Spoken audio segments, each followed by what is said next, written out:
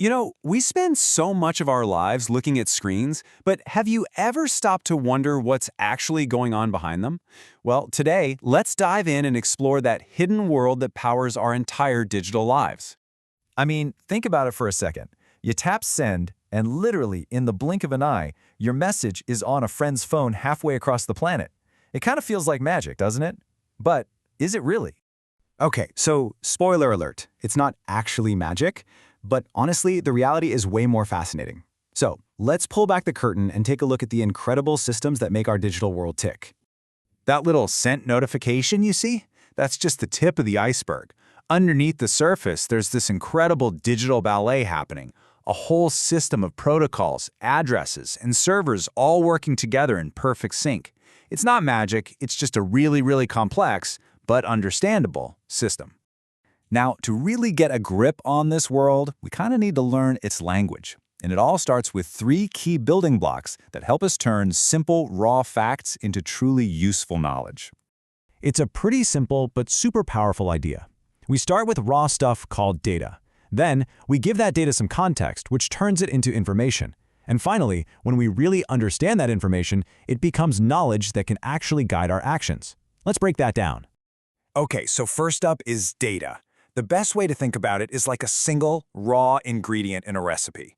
It's just a recorded fact. So, for example, 32 degrees Celsius. By itself, what does that even mean? Not much. It's just a number. Next, we take that data and we turn it into information. This is where we add some context. It's like adding another ingredient and a step in the recipe. Suddenly, 32 degrees becomes 32 degrees means it's a hot day, so you should probably drink some water. See? Now that number has a purpose. And that brings us to the final step, knowledge. This is the finished dish. It's when that information gets so baked into your brain that it actually guides what you do next. You don't just know it's hot, you understand the risks, so you prepare in advance. That is the whole point of digital literacy, using information to make smarter choices. But here's the thing, this amazing power to connect and share all this information, well, it comes with a catch. Our digital world is a total double-edged sword. It gives us incredible convenience, but it also creates some pretty serious challenges. It's this constant balancing act, right? For all the unbelievable speed and connection we get, we also have to deal with things like information overload, flat-out misinformation, and some very real risks to our privacy and our security. On the one hand, we have the power of instant connection. We can reach almost anybody, anywhere, in a heartbeat. It's amazing. But, and this is a big but, that same exact speed means false information travels just as fast. A crazy rumor or a flat-out lie can literally circle the globe before the truth even has a chance to put its shoes on. So, how are we supposed to navigate this wild, complex world? Well, you need the right tools. Think of this next part as your digital survival kit. A few practical skills to protect yourself and, act responsibly online. First things first, your security shield. These are just non-negotiable habits. You got to use strong, unique passwords. Please turn on two-factor authentication. Be super skeptical of those weird emails, and for goodness sakes, back up your important files. This is your best line of defense. And just as important is your ethical compass. This is all about remembering that there's a real, live human being on the other side of that screen. Respect their privacy, respect their work, and maybe most important of all, always, always take a breath and think before you post. Every little thing you do online has a human impact. This quote just nails it, doesn't it? I mean, pretty much anyone can learn how to use a smartphone.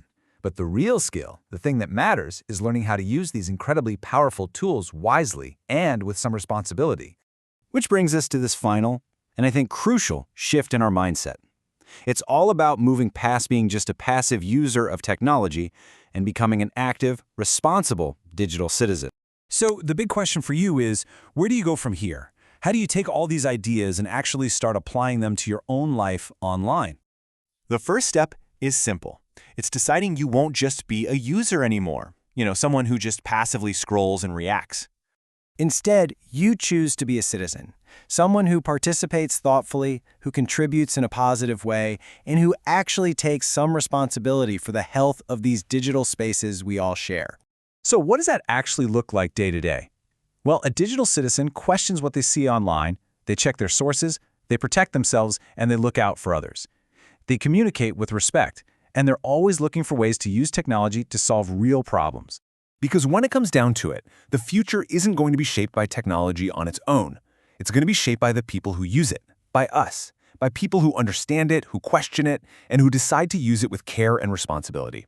So the real question is, what kind of digital future are you going to help build?